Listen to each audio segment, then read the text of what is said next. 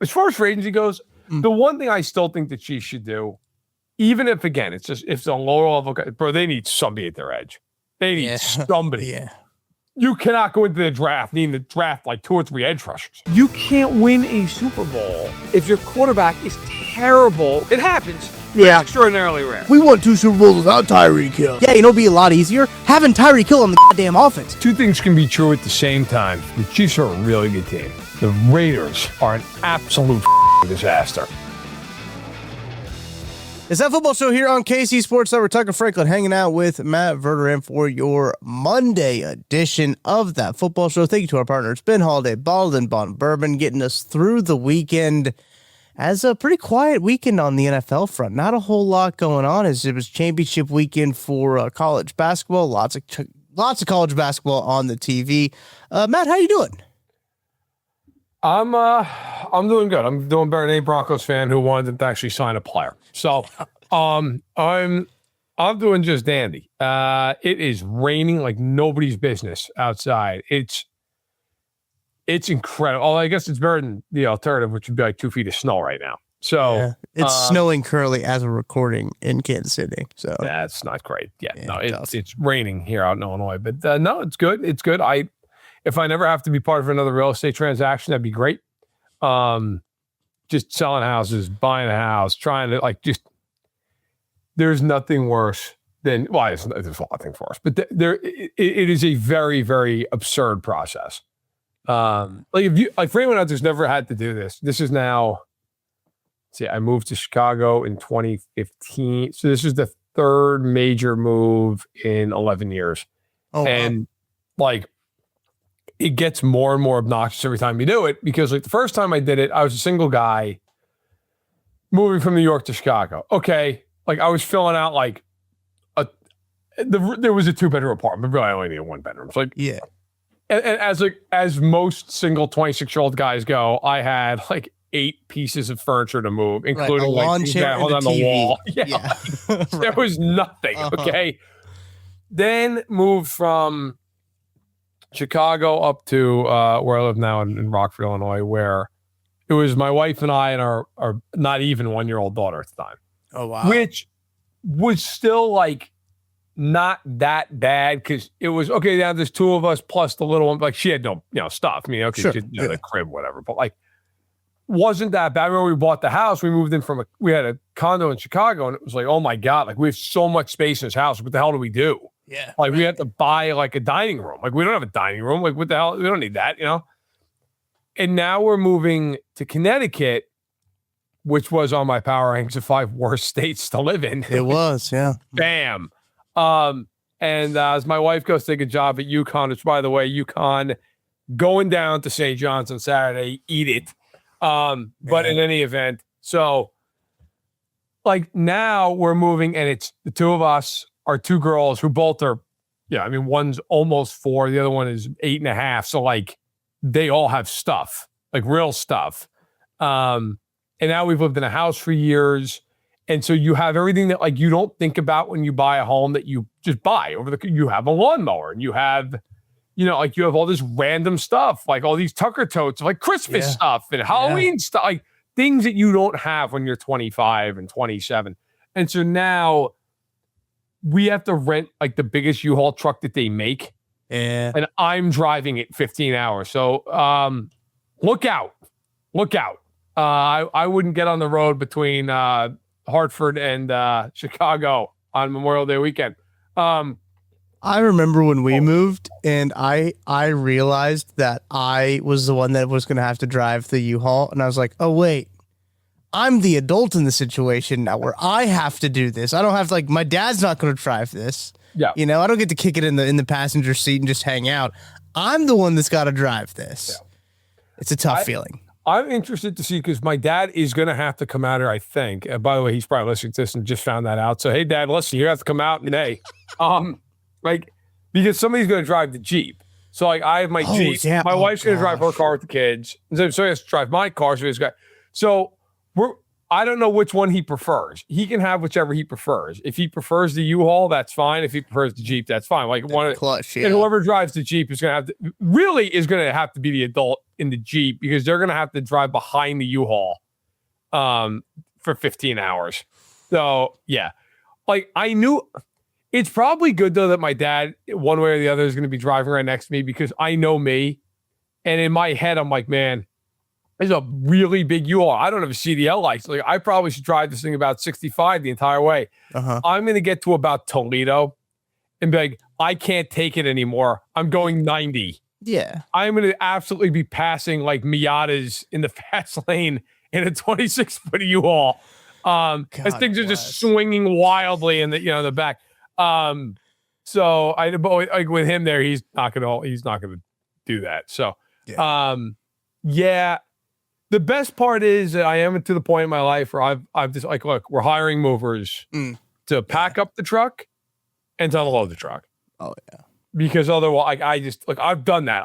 I've done that many times, but I'm to a point now, like, it's worth the money to just have somebody come in, tip them well, feed them, whatever. Like, hey, bro, that bed right there, that room, let's just launch it in there.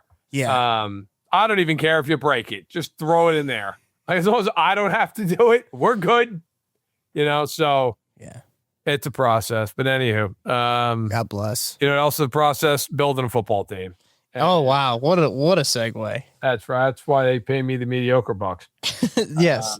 Teams are trying to build football teams right now. It is a free agency going on. A better job than others. Some are. Let's talk about where the Chiefs are at right now. As we sit here on Sunday evening, it appears that the Chiefs are done. They still have holes in their roster, right? Probably bigger holes than we would all feel comfortable with. But I think every team at this point has holes in their roster prior to the draft. Do you think the Chiefs are done, or do you think there's more kind of tertiary roster filling moves to come for this team? I think like every team in the league right now, you're probably looking at second and third wave signings, right? Sure. Like, I think pretty much everybody that signs moving forward is a 1-year deal.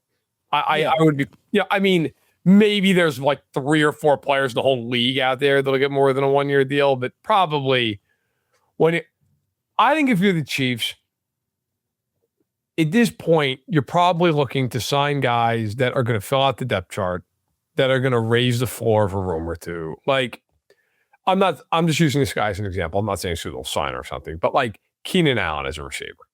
Yeah. Somebody who you're like, look, man, if that guy's got to play real snaps and have a role in the offense, that's not a problem. Like, that's okay. That's fine. They're not going to find an all-pro level player on the market at this point. Like, unless something wild, like unless like Trent Williams gets cut or something. Okay, fine. Which, by the way, is apparently like a thing. Like, the Niners and Trent Williams are kind of at odds, which it feels like this is not the first time they've been at odds. Right. And then it was reported out, and Jason Luckefort reported out that, like, hey, like the Chiefs should be interested. And I was like, yeah, whatever. And then I was listening to Nate Taylor, who was on with Carrington Harrison. Mm-hmm. I was driving around. I had that on. And Nate was like, yeah, listen, like, they've loved Trent Williams for a long time, which I can, not that he needs it, but I can second that with Nate. Like, I remember reporting the night that the Chiefs signed Joe Thuney and talking to somebody in the building at literally 2:00 in the morning. They're like, we're trying to sign Trent Williams. Yeah. And they were trying to sign them both. Yeah. So the Chiefs have loved Trent Williams for a long time. And there is a thought, like, if he became available, like, would the Chiefs go get Trent Williams and put him in the left side and put Josh Simmons on the right side? I mean, that would be, look, I'm not really big on spending resources at tackle this year, but I got to tell you, if that could be your tackle combination, like, maybe it's worth it. That seems to be really picking up steam too. The tackle conversation has picked up more and more steam as we've gotten. And I just like kind of pray that it's like somebody that Brett Veach is like, all right, let's try to distract everybody from what we actually want. And let's tell everybody we want to tackle. Yes. That's what I'm trying to, I guess, cope with. I was like, okay, this has to be a smokescreen of a smokescreen of a smokescreen. They say they want to get a tackle. And look, to be fair, long-term, they do need a right tackle solution long-term. Right. Do they need to do that at 9 or 29? No, I don't think so. They could probably find a decent tackle in round 3. And that's kind of the thing. like two things can be true at once. And I will circle back to the original thought, but like two things can be true at once with this. They could want to solidify the right tackle position long term, and also be like, yeah, but like in 9, that's like, man, it's like the only real way I could see that. And look, I mean, you never know. It's a draft. It's weird. Is if that board just fell in a way where they were like, man, Tate's gone, Bain and Bailey are gone. Like, because the Levis thing is a really interesting conversation for me, and we have a lot of time to talk about. I really like Mekhi Lemon.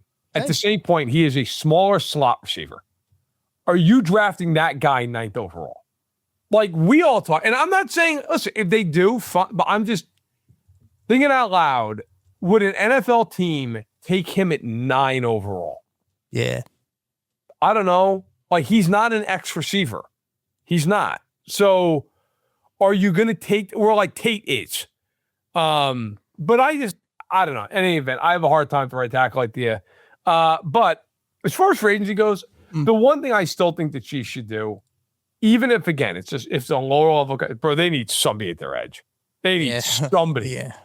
You cannot go into the draft needing to draft like 2 or 3 edge rushers. I mean, you got to, at some point, look at your room and go, all right, we got Karlaftis, that's good. We got Gelati, who is, I think, to be fair, I think rotational.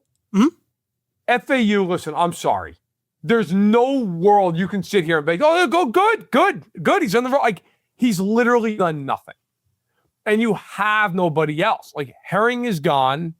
Yeah. He's out the door. I believe he's on the Titans, right? The Titans, yeah. Okay, yeah, Titans bringing everybody. Man. You know, Dan is a free agent. He's out there. Menahu went to Washington. You know, like, I know this is going to piss off everybody, but they just brought back Mike Caliendo on a 1-year, you know. They did. People are getting fired up about a Mike Caliendo vet min contract. Yeah, it's like, all right. He might get cut. Oh, yeah, absolutely might get cut. Would you bring in Mike Dana for the vet minimum? Mm-hmm. And I wonder if they will. I would. Yeah, no, that was one of the guys that I just was looking at here on the Spot Track available free agents, which I think they got to get in here to update this a little bit. But Mike Dana, still available out there. His market value is $4 million. That's probably $4 million, and I would want to pay him, truthfully. Yeah. But Mike Dana, for what he was playing at, his number wise, was not okay. And that's why they cut him. Right? That's why they cut him. But I know that organization loves Mike Dana. I know that Joe Cullen loves Mike Dana, and they love what he does for that team. If Mike Dana's on a vet min deal to be a rotational defensive end, you feel a whole lot better than what Mike Dana being like, oh, he's got to be your second guy, your second starting defensive end. And before people go apeshit about this, oh my God, look, he's 28 years old. Yeah. He's not 100 years old. Right. And the 4 years prior to last year, he was a good player for them.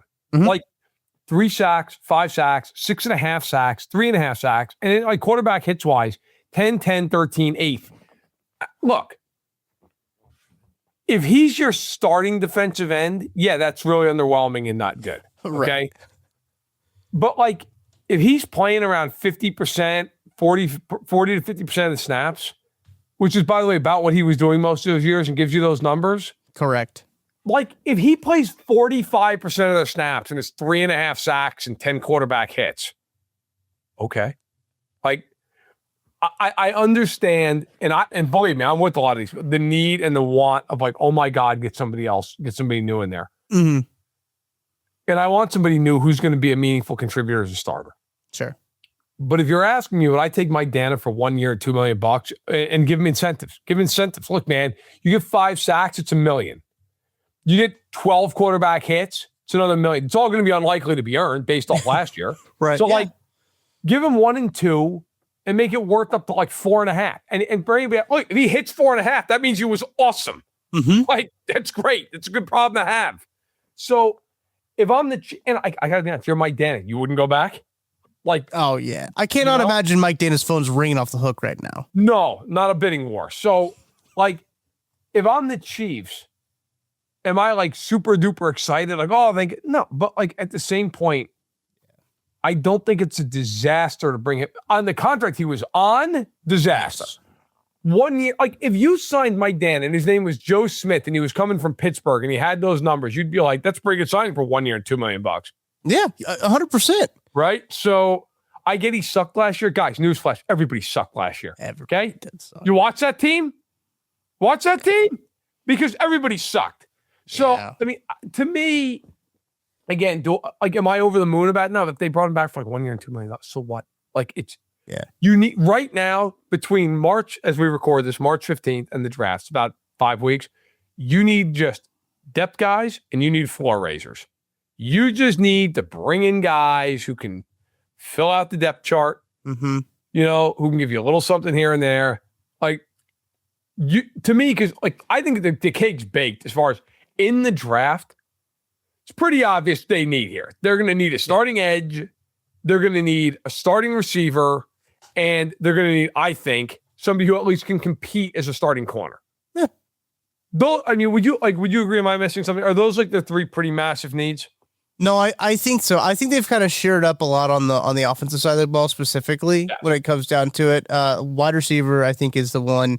I think safety really for the most part, like they wouldn't hurt if they got another safety, but like I think corner is a more pressing need than safety is. But yes, wide receiver and edge, which like doesn't everyone need a wide receiver and edge at this in this age of the NFL? Probably.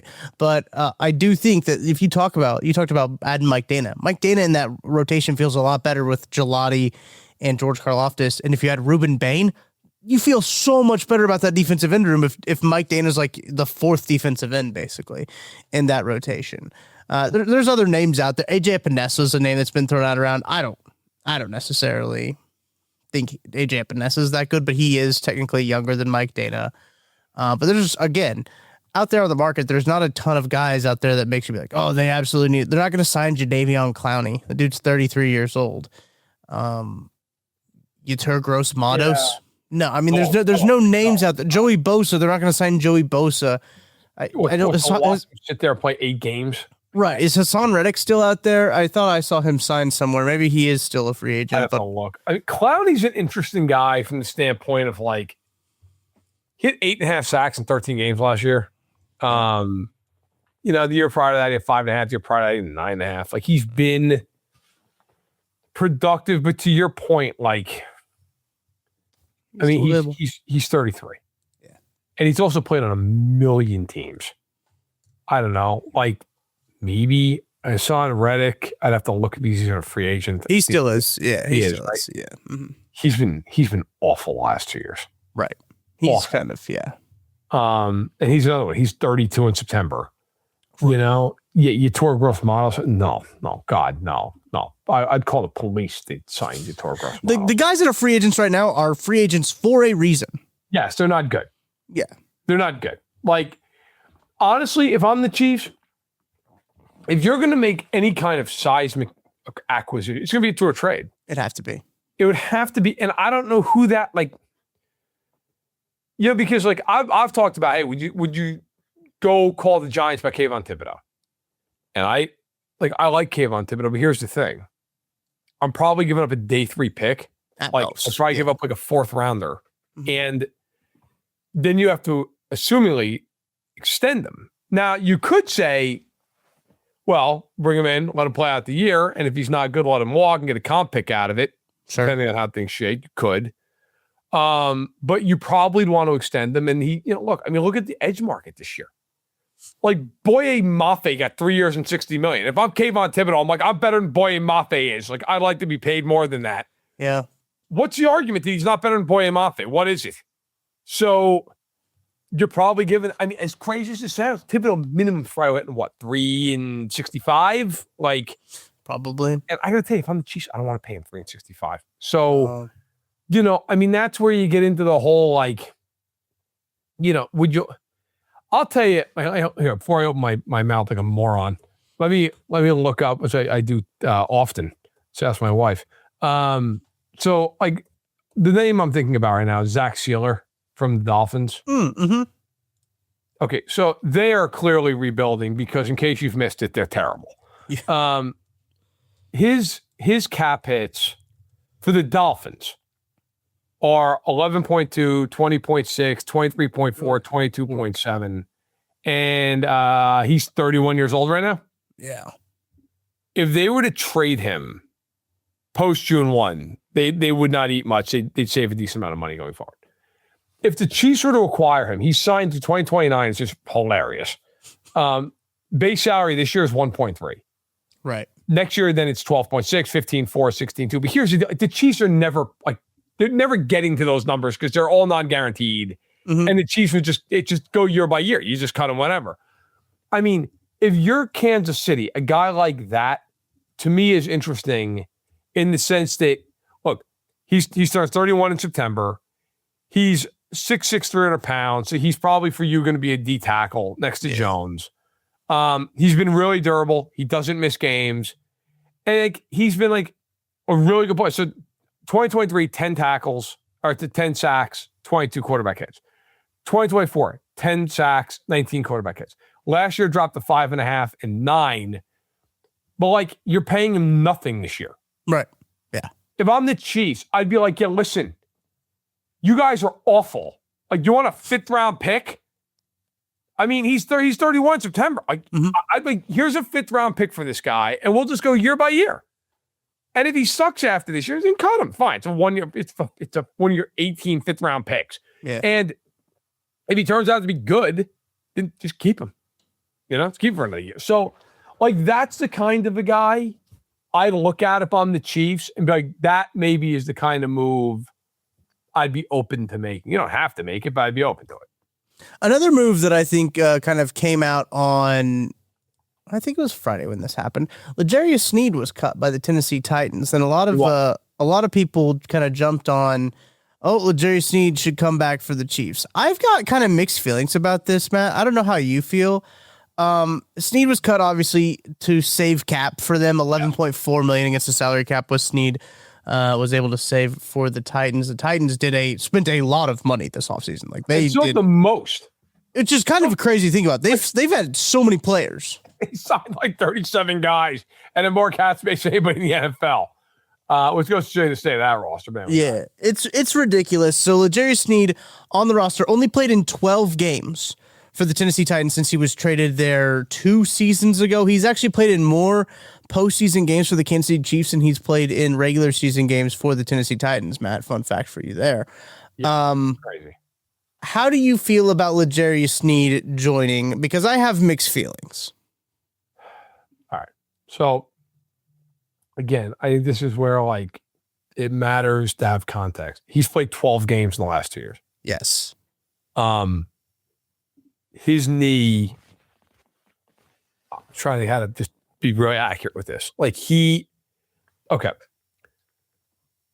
When they went to the Super Bowl and beat the Niners, obviously the second time around, became a dynasty. Mm-hmm. That was, I think everyone would agree, that was his finest hour that year. He was, the fact that guy wasn't a Pro Bowler and All-Pro that year is the ultimate robbery. But he was the best corner in football. Mm-hmm. There was a real concern all year long that knee was going to give way. His knee, if you remember that year, he did not practice in training camp. He was just not to be found. And the concern was look, his knee, man, is really tenuous. And part of the reason they traded him to the Titans was because they felt there's no way this guy's surviving another contract. We love him. He's our guy, but that knee is not one we're willing to risk a big gamble on. And the Titans were. The Titans, they did the fiscal. They did Max Crosby the deal. They were. They did not. Yeah. Okay, they stood up like real adults and said, we'll take chances. Yep. And Sneed, unfortunately, has not been able to play very much. Now, here's the rub of all this.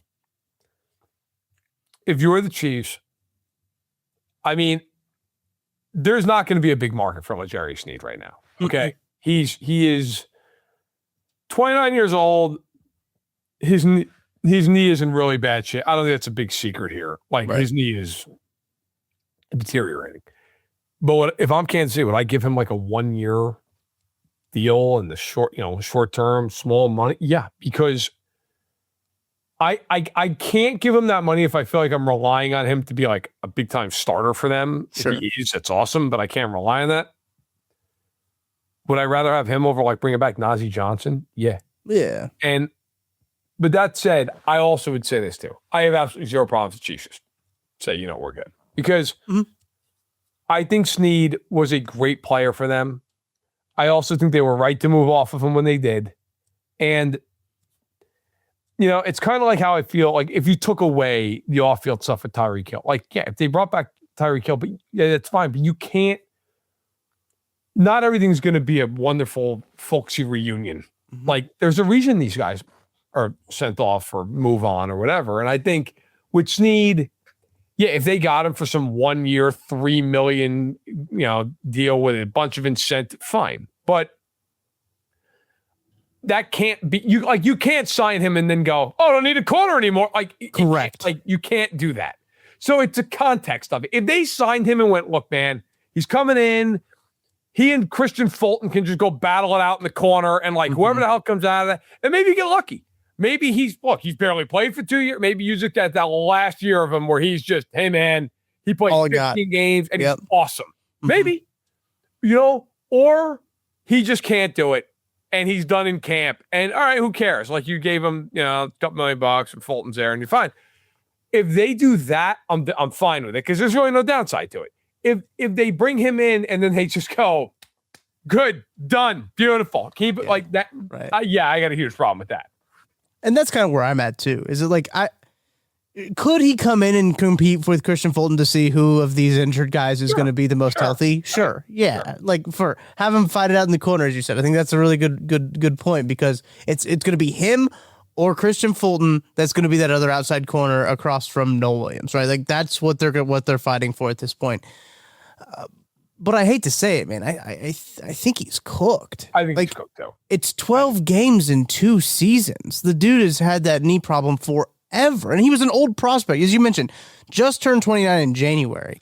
So he'll be 29 the whole season. But he was an older prospect coming out of Louisiana Tech. So the Chiefs kind of knew already that they don't like to give second contracts to corners, and he was a little bit of an older corner to begin with, so they were just kind of, and then the knee obviously was a special case on top of it. I do think, side note on L'Jarius Sneed, them tagging and trading L'Jarius Sneed is kind of broken, I think, Chiefs fans' brains a little bit, because I had somebody in one of the streams that I was doing, one of the breaking news team streams, was like, how come we didn't tag and trade anyone this year? And I was like, well, that's not that common. It's not that common to tag and trade somebody. Even across the NFL, it's not that common. No, and they've done it twice. They did it with D Ford too. Yeah, they did. So I think that between D Ford and L'Jarius Sneed, the Chiefs have kind of broken, we'll just tag and trade these guys. That's super easy. Let's just tag and trade them. It does not happen. That's how they acquired Matt Castle. Shout out Matt Castle. Yeah. My guy. Mike Vrabel rolled into town. Mike Vrabel pissed he was in Kansas City, by the way. Yeah, people forget. He was, man. People forget that Amari Toomer and Zach Thomas. Was it Zach Thomas? Amari Toomer came over from the Giants, just flat retired. He just got one look at that team. He was like, I'm good. I think Zach Thomas literally walked into camp and saw them. I was like, I'm done. Good night. He did the Tyrann Mathieu. What Tyrann Mathieu did last year. He got into camp with the Saints and was like, yeah, you guys, you know what? I'm out of here. Turns out my leg hurts. Yeah, he's like, I'm done. Yeah. I'm good. No, listen, I mean, there's a very, very good chance that he is done. He did, right? He just walked right out of town. Well, I was reading the Amani Toomer one, and he said the 13-year Giants veteran, famous for his tenure in New York, spent less than a month in Kansas City before being released. Later called the stint, quote, a mistake. That's what the yearly yearbook title should have been for the Chiefs back then. A mistake, yeah. The 2008 Kansas City Chiefs. Yeah. Yes. Look, I think Sneed's probably done too. Mm-hmm. And that, again, people don't realize how bad, and I didn't realize it until after the season. I heard stories about it from people inside the building, even some who cover the team. I had somebody inside the building tell me, literally, they would hold their breath week in and week out, hoping his knee didn't pretty much explode. Like that. I mean, we're talking bone on bone level stuff. I had a buddy of mine who covers the team, who told me that during the week of the Super Bowl, he basically they hit the family, families come in for the game and stuff. Mm-hmm. And essentially they were praying that his knee would hold it through the game. Well, I mean, that's how, which, by the way, should give you an entire level of appreciation that you don't already have for L'Jarius Sneed. You know what that must have been to play through? And he was just not a problem. First team all pro level football. Yeah. Listen, I could watch the Chiefs for another 100 years and I might not see a defense better than that team was that year. I mean, they just shut people down. It was insane. I mean, him and McDuffie and Watson as your three corners, they were just rolling, man. You think about like how McDuffie went on and Watson. Watson played that whole year with a torn labrum. Right. Yeah. McDuffie was the All-Pro that year, by the way, too. Like McDuffie got the All-Pro that year, and LeJersey was a Pro Bowler, but he wasn't. He didn't make the Pro Bowl. Didn't make either of them? No. Dude, love Trent McDuffie. That is an all-time snub. LeJarry Sneed should have been a first-team All-Pro. He was the best corner in the league. Yeah. Nobody caught it. And then he had, in my opinion, the greatest defensive play in Chiefs history in the AFC title game. Yeah. So Zay Flowers is still looking for that ring that got knocked out of his hands at the 1-foot line. That is crazy. You go to his Pro Football Reference page, no awards at all. You look at legit. No, that's the shame of it. Like 50 years from now, people will go, "Oh yeah, like who?" It's like no. That guy that year, he was so a good player in Kansas City. He was unbelievable that season. Yeah. He really was. All right, let's take a quick break here, and we're going to talk about what happened on the AFC West. Things have kind of quieted down, so I think we're going to take a look around the AFC West and see what the Chiefs' rivals have done. Don't go anywhere. We'll talk to you right after this. Chiefs. Just a short drive from Kansas City. Experience the history, the heritage, and the bourbon at Holiday Distillery. Tour Missouri's oldest distillery, where real Missouri bourbon is made the old-fashioned way. Walk the grounds, taste the tradition, and take home a bottle of something special. Make the trip, sip the story. Holiday Distillery, Weston, Missouri. Book your tour at holidaydistillery.com. Success in real estate takes more than vision. It takes the right financial partner. When someone takes something rundown and turns it into something great, that's called a comeback story, like Brain Group. They take distressed properties here in KC, completely rework them, and then turn them into valuable real estate. But that kind of work needs the right bank behind it. Enter Emprise Bank. They're not about cookie-cutter loans. They saw Brain Group's vision, backed them, and now they're making big moves in Kansas City real estate. Talk about your partner in possible. Emprise doesn't do one-size-fits-all financing. They invest in potential and back growth. Visit emprisebank.com/KC to learn more. Emprise Bank, member FDIC, equal housing lender. All right, Matt, let's dive into this AFC West round the block. Let's start with the Broncos. That's going to be the easiest one to get to, right? They had a slew of free agents up, and they did a lot of re-signings on their free agents. They re-signed Sam Ehlinger, Adam Pretense, J.K. Dobbins, Jaleel McLaughlin, little Jordan Humphrey. Oh, thank God. Adam Trotman, Alex Singleton, and Justin Stranad. All those guys were re-signed. John Franklin Myers, their defensive tackle, went to the Titans. Drake Greenlaw went back to the Niners after they cut him, and PJ Locke went to the Cowboys. Still on the block, still on the market.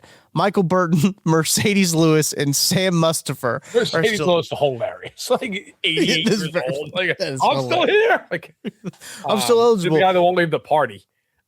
He really is. But the Broncos have not added an external free agent, and they keep re-signing guys, and they lost John Franklin Myers, who was truly very good for them last year. Mm-hmm. Yep.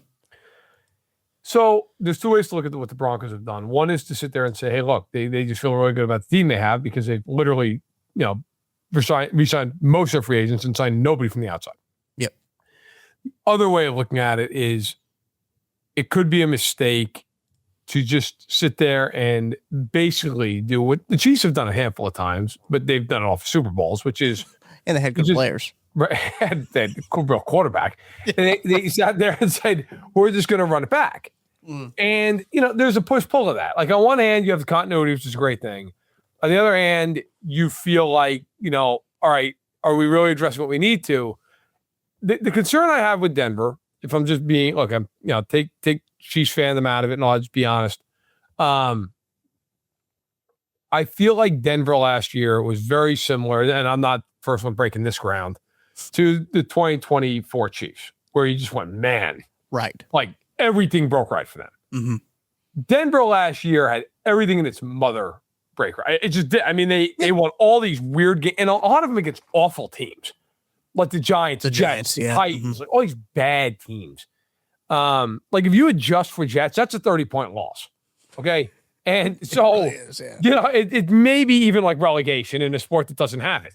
And so I think you have to look at the Broncos. Like I would have internally and said, look, we have to get better just to get back to the same spot. Kind of like I feel like about New England, where I looked at New England and what you got to get better just to get back to where you were.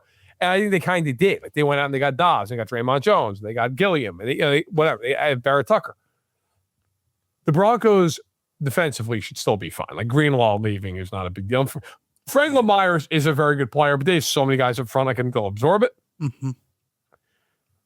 But if I was a Broncos fan, I'd be like, man, we didn't do anything on offense. Yeah. Like we did nothing offensively. Like we didn't have a single guy. Like nobody. And like you look at their draft. Their draft is pretty straight up. They don't have a 6th rounder. They have 2 4th rounders. And then they just have all their picks the rest of the way. And then they have the last 2 picks of the draft, 256, 257. So, yeah, okay. But yeah, listen, I get what they did. I don't hate it. I just feel like if they finish 10-7 this year, there's going to be a whole lot of people in Denver, rightfully so, being like, well, why the hell didn't we improve? We all knew there were some warts. We didn't do anything to actively get better.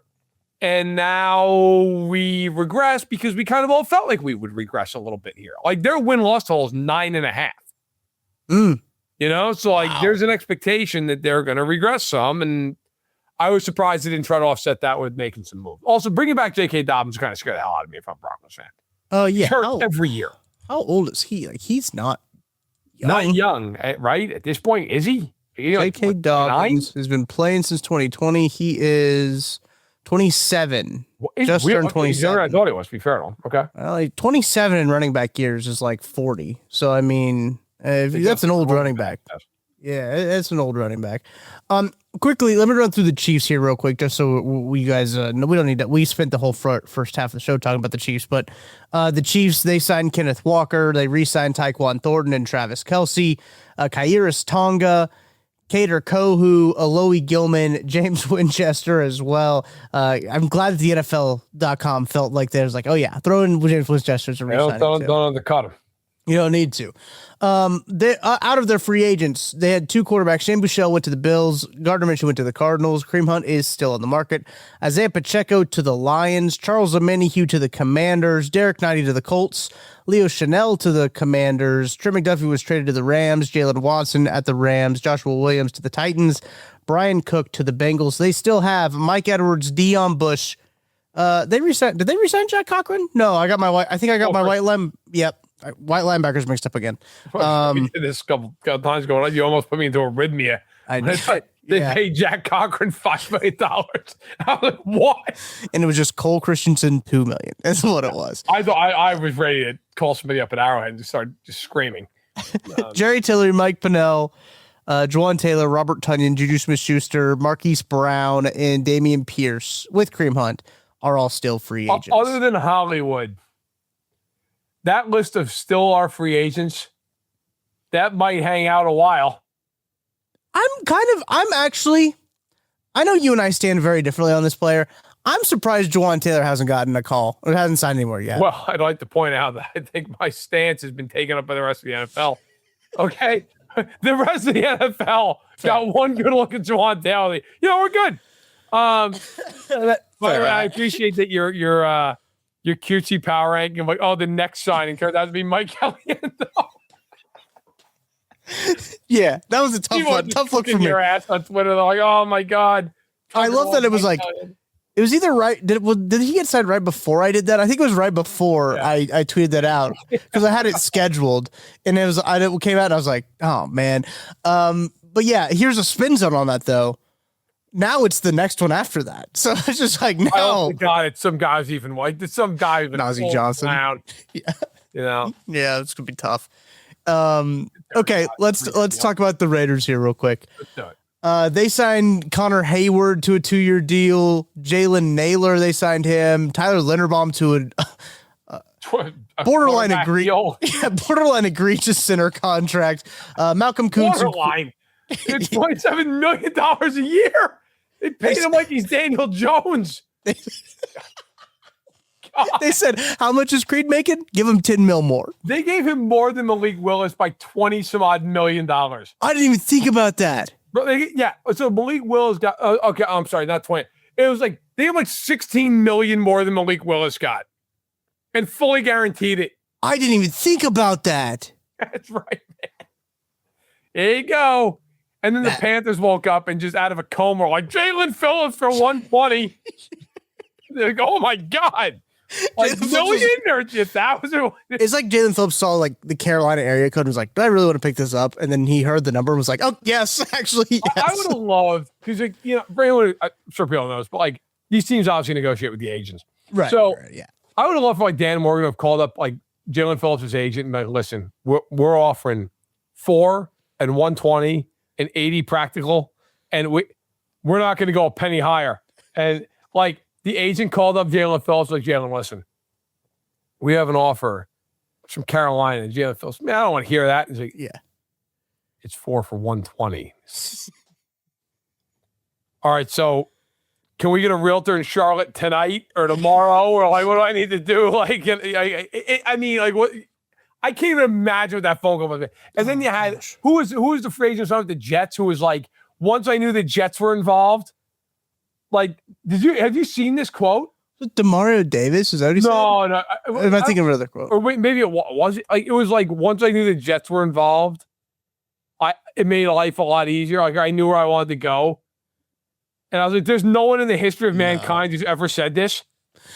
There's no way that was real. That had to be AI. No. It's a real question. Incredible. Oh, that's hilarious. I'll look it up while we talk. But anyway. Okay, well, back to the Raiders. Hayward, Naylor, Linderbaum. They re-signed Malcolm Kuntz. They signed Kwity Paye and Nakobe Dean and Quay Walker. They traded for Teron Johnson. They re-signed Eric Stokes, and they signed Matt Gay to be their new kicker. Those are their acquisitions for them. Kenny Pickett went to the Panthers. Geno Smith was traded to the Jets. Stone Forsythe was signed to the Panthers.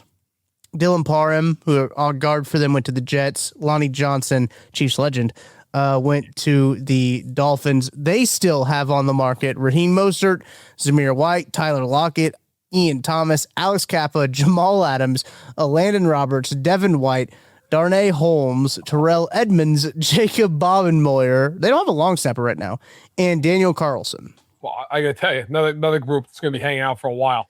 Yeah. another group that might have this like a mass retirement. Throw a joint retirement party. Going one of those like the dais, like they have like those like the comedy roast. We're all retiring. We call one presser. That way people show up. So listen, the Raiders at this point, like Mendoza's going 1. I think we can all sit with that to bed. Yeah. They do not now have the Baltimore's pick because Baltimore's chickened out like complete. It just whooshes. Mm-hmm. However, the Raiders, a second, a third, a fourth. Actually, I'm sorry. So they have their own first, their own second, their own third. 3 fourths. Holy shit. Yeah, a 5th, 2 6th, and a 7th. So the Raiders are loaded up with draft picks. Yeah, they need it. They do. I mean, they seriously. Listen, to be fair to them, I think they clearly got better. Yeah. Also, to be fair, they have a long way to go. I mean, there's a reason they drafted 1. So the big thing with the Raiders is going to be how good is Mendoza. Like, if Mendoza's really good, then they're not going to win the Super Bowl, but they'll be like reasonably risky. Yeah. Like they'll be the kind of team that maybe wins like 6 games, but you're like, hey, they're not an easy out. Maybe at the end of the year they're better. And if he's terrible, then like Quay Walker and Nakobe Dean don't matter. Right. Yeah. Like just like it's like, yeah, it's great. Like you have good linebackers, your quarterback's terrible. Like it doesn't make any damn difference. So yeah, look, they spend a ton of money. They did what bad teams do. They have a ton of cap space. They spend a ton of money. Signing Linderbaum makes sense for them too because they want an established veteran at center for a rookie quarterback. They don't care what he costs because they have so much damn cap space. What do they care? Correct. And so they were okay being like, yeah, let's just completely reset the center market and fuck the Chiefs, basically. Is really what it comes down to. Is like, oh, can we reset the center market and really just fuck with the Chiefs here? Yeah. I was having a conversation with my dad about this. He brought up a point that was interesting because it is a good point. Like the Deshaun Watson contract when that happened was so outrageous. Yeah. That people were like, yeah, that's nice. Like, we're not playing that game. Right. Is the Linderbaum contract so nuts that it actually doesn't reset the market, that the Chiefs are just like, yeah, Creed, we love you, but like 22 a year is probably like solid? I think I would like to think that Creed is reasonable enough to know, like, yeah, I'm not going to make that much money. Like, what? Like that's ridiculous. And also, too, the next contract obviously would be his third, not his second. So, like, I right. I wonder if that's, and we'll know anyway because he's signed for years. There's going to be other centers that come up before then, and like I wonder if that just proves to be a massive outlier. And it's like, the Raiders, and then everybody else just slots in accordingly. It made it a lot harder to re-sign him, I think, because remember we were talking about all these cap changing moves. I shouldn't say re-sign him, to extend him for a cap hit relief, right? It made it a lot harder because you could have been just like, oh yeah, I'll just add a couple million, add a couple years, and then bada bing, bada boom. But now it's just like there's a real amount of money tied to it. Well, it's like when Mahomes got 450, and people are like, where is this going? And it's like nowhere. He's Patrick Mahomes. Like that. Like no one else is that contract. When you think about that contract, and obviously it's of course because of all the years. Mm-hmm. But nobody's even gotten to 300. Yeah. And that contract was signed half a decade ago. Yeah. Like, no one's gotten to 300. Shout out to Katie Camlin breaking that contract. Okay. Yeah. Yeah, doing real work. I'm like Schefter. No, real journalism. That's right. It's capital J journalism. Uh-huh. But yeah, I mean, no one's even gotten to 300 million. And Mahomes is chilling at 450. It'd actually be kind of funny if they ripped up his contract right now and there's like $1 billion. Yeah. like they just upped the ante. Like 12 years, $1 billion. Isn't it like pretty close for him to like redo the contract? It's probably going to like be the next year or so, yeah. Yeah. So I'm sure there will be a breaking news team when he does that. It's too bad the breaking news team didn't exist yet. 10-year, $450 million contract. Insane. What an insane contract to sign. That was also like Clark was on an all-time heater that week. Oh, he was riding hot. That contract, Jones's second contract, and Kelsey's contract. Like they signed Kelsey's third, Jones second, and then that one. Like Clark was just like, throw it all in escrow, throw it all. Like you got to wonder, like, did he like, what do you like bet it all in black and win that weekend or something, and then just called up Brett, was like, do it now, do it right now. Like what the hell happened? Yeah, that's really logical. Or he hit another little vein in the oil fields, I guess, would be the only other explanation. Hit a gusher out there in West Texas. It was like, hey, everybody else finds out. Right. I think that's probably what happened. So let's hit with the Chargers. Let's right up with the Chargers here. They re-signed Trey Lance and signed Keaton Mitchell. Here comes the most underwhelming list of all time. I just actually wrote about this first of all. Sports Illustrated, if I could speak. Go ahead. Yeah, it is pretty underwhelming. Lance Mitchell, Alec Ingold signed there. Charlie Kohler, that was a guy that I kind of wanted to see the Chiefs sign. I would have really liked him. 2 years, $7.5 million. Too definitely would have done that. Yes. Especially if you cut Noah Gray, you have all that cap. You get that cap space. I would have really with this amount you save with cutting Noah Gray, you probably could have paid Charlie Kohler the 3 and 24. I said 2 and 7.5. That was for Alec Ingold, but 3 and 24 was Charlie Kohler. They re-signed Trevor Penning. Had to tie him down. Thank God. The market was going to just get so hot. Was worried he was going to get away there. Golly. They signed Cole Strange to a 2-year deal. How do you say this? How do you say their center's name? Bides? Oh, it's Bides? No, I actually know this now. It's Blados or something like that. Yeah, that is 100%. It sounds like a Pokemon. Tyler Blados, 3-year deal for him. Trey Pipkins re-signed him. They signed thank God, because I was worried that the 15-team bidding war was going to get in there and drive the price up. Also, a 2-year, $10 million deal. Hilarious. Worth up to $12 million. Was he offered one and was like, no, I won't do it. They're like, all right, 2. Like we need, he's like, I want double digits. I want double-digit millions. And they said, okay, 2 and 10. He's like, well, with escalators. Yeah. Give me 12. Yeah. We think make more here. Yeah. On the defensive side of the ball, Tier Tart, he signed a 3-year extension. They re-signed Khalil Mack. Thank goodness they signed Khalil Mack. $18 million. It was fully guaranteed, right? The 18. God, like who the hell was bidding against his team? Yeah. You know what? It's crazy. This is where the Chargers, to me, like they entered. Like I said, I just wrote about this for a column going on Monday. Mm-hmm. Read it, by the way. Go to SI and read it. For the love of God, read it. Yeah. 3,000 words later. But in any event, listen, like the Chargers went into this offseason with the third most cap space in the NFL, behind the Titans and the Raiders. And somehow walked out of free agency with the second most cap space in the NFL.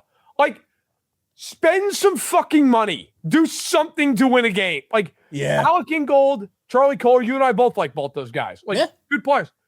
My God, your problem's not running the ball. Like, they went out and got two guys who do nothing but block and Keaton Mitchell. And we're like, we're good now. Also, Trevor Penning and Trey Pipkins. Yes. If you're just going to run the ball 50 times a week, you're all set. Like, Keenan Allen is a free agent, may not retain him. So you added nothing at receiver. You got worse. At least at this point, you got worse. I know Trey Harris was a second-round pick next year. I hate to tell everybody, he did nothing. Quentin Johnston had an unbelievable start to the year and then did nothing. Ladd McConkey, good player, but like maybe more of a 2 than a 1. Feels like that. Like, and nothing else, like at least give him like a sidekick here. They didn't add, like, by the way, I loved all the people who breathlessly for a week, I'm not going to name them. If they're watching, they know who they are. We're like, man, I'll tell you what, Zion Johnson, going to get paid. Yeah, as it turns out, not so much. He's terrible. Meanwhile, like, so he's gone. Mekhi Becton got cut. He's gone. Yep. Who the hell's playing for this team? Like they didn't add any meaningful guard. No. We signed Mackillette at Dafe Owe, who was awesome for them last year. Just let him go. Like, apparently didn't want to pay him. Like, they had all this cap space. Like, no, we're good. Ben St. Juste went in there last year at corner and actually played really well for them. And they just let him walk to the Packers.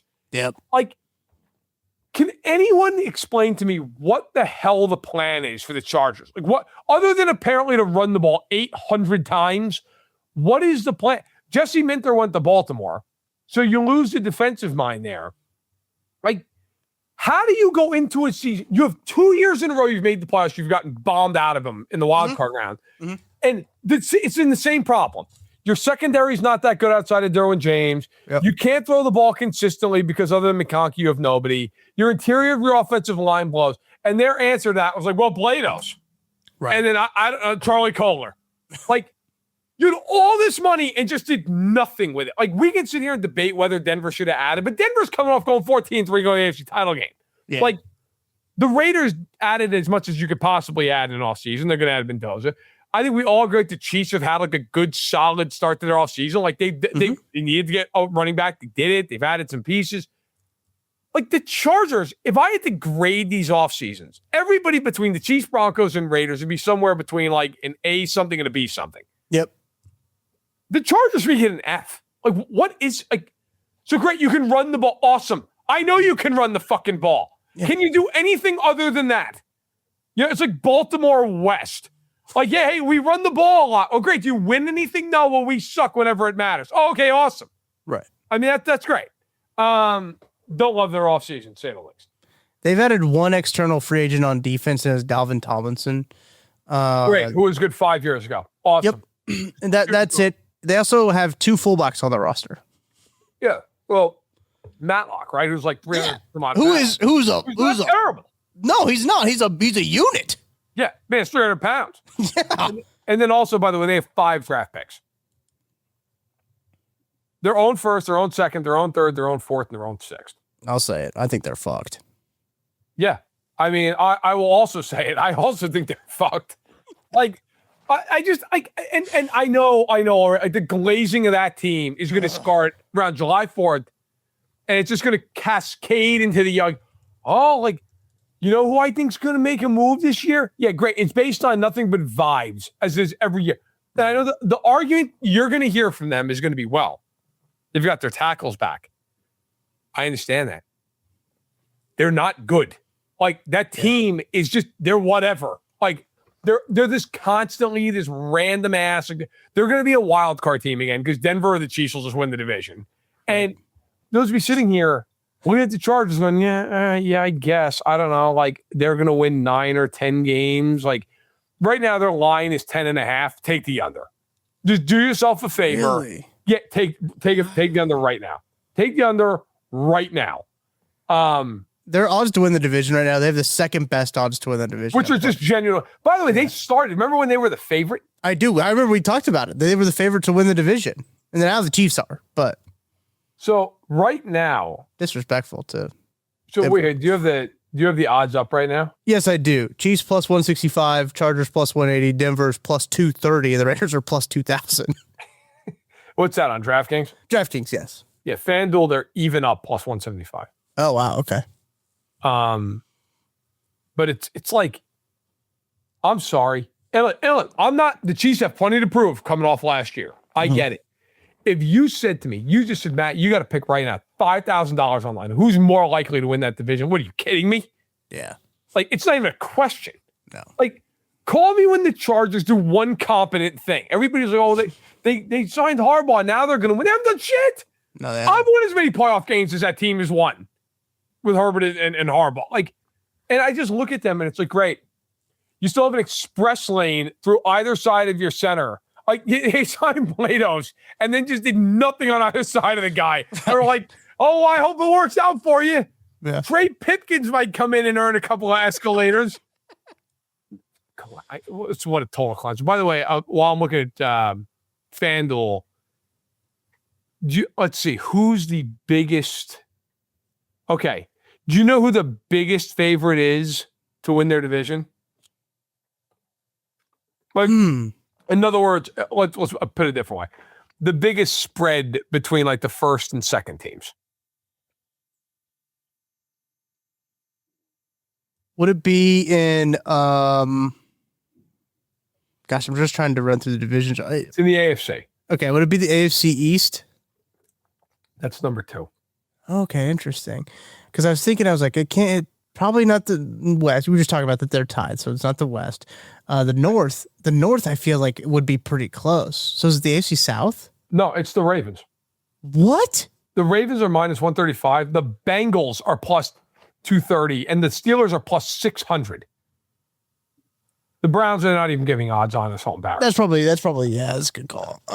They're plus 1,500, but they shouldn't have odds. Man, I really feel like that should be a little bit closer. How are the look? We don't have to get. We can wrap it, but like, how are the Ravens constantly?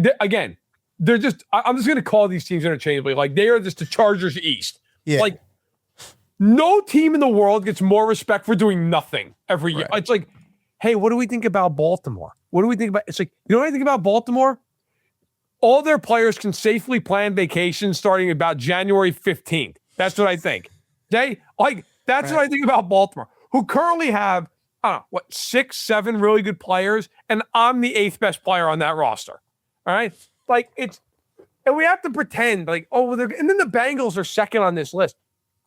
Has anyone seen Cincinnati's roster outside of the top 3 guys on it? Correct. Yeah, that's a good call. Like, if I sat here and ranked out the Chiefs' top 10 players, okay, in any order, obviously you got Mahomes on one, you got Jones, you got Humphrey, you got Smith, you got Simmons, you still have Kelsey. Mm-hmm. Like, you have real guys, like, even Carl Loftus, like, okay, fine, you go down the list, like Kenneth Walker now, obviously one of those guys. Like, I'm not even including Rashee Rice for like obvious reasons, but like, you could easily list out 10 guys and go, okay, those are all 10 good players. Who the fuck is 4th on the Bengals? Like, who is it? That's Chase a really Brown? good question. Yeah. Yeah. Mike Gesicki? Like, that guy's not even the 10th best player on the Chiefs. They won 6 games last year. You know, like, and then like the Steelers, I actually think have had a pretty good offseason. Yeah. Now, I don't have the quarterback situation, but they brought in Brisker, they brought in Pittman, they brought in Dowdle. Okay. They're brought in actual football players. Like, I got to tell you, I might bet on the Steelers to win that division again before I bet on Baltimore. And I love Jesse Smith. I think he's going to be a really good hire for them. But, like, I don't know, man. Like, the last time we watched Baltimore, Lamar threw for like 12 yards for 2.5 quarters in a must-win game. And then went nuts because the Steelers just had went into stroke mode defensively on 2 plays. Yeah. And then the kicker that they signed to replace Justin Tucker just shanked a playoff winning, like a playoff clinching field goal. I don't feel, let's put it this way, I don't feel great about them. And yes, the other team, the Bills are minus 145. The Pats are plus 155. And then the Jets are hilariously plus 2,000. The Dolphins are plus 2,700. That's incredible. That's easy. That's got to be the worst odds for anything. Yeah. Oh, no. The Cardinals are plus 3,000. Okay. That's fair. That makes sense.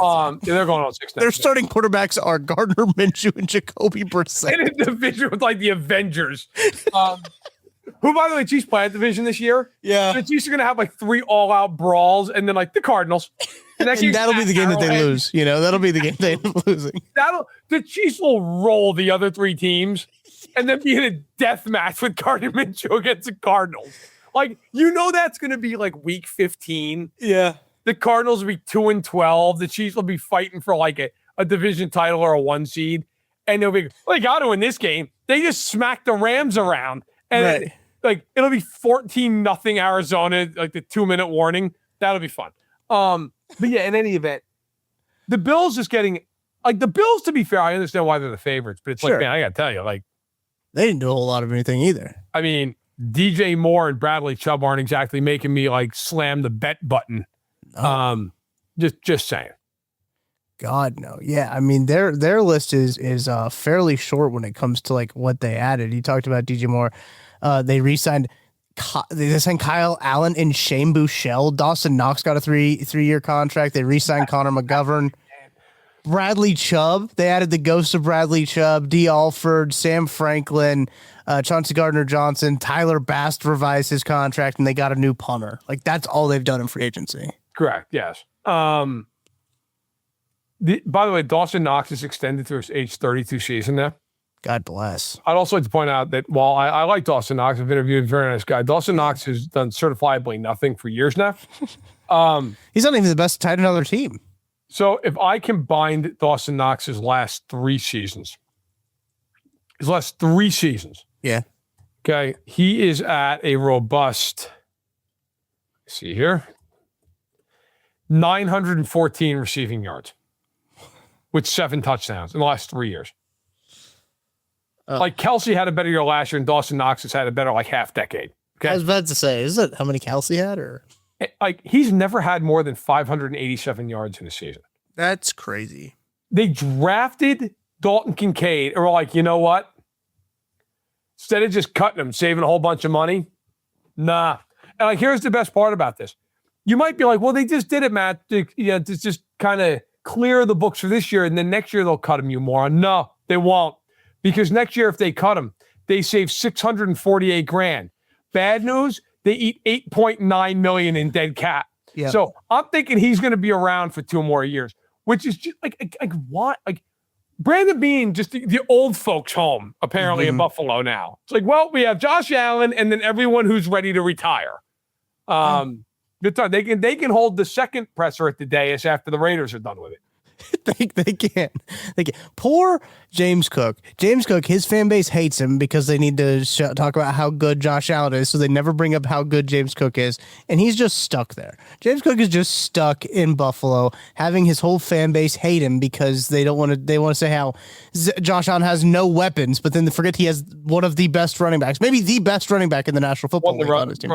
Poor guy, disrespected. He's shoveling snow in August. It's not good. It's not good. All right.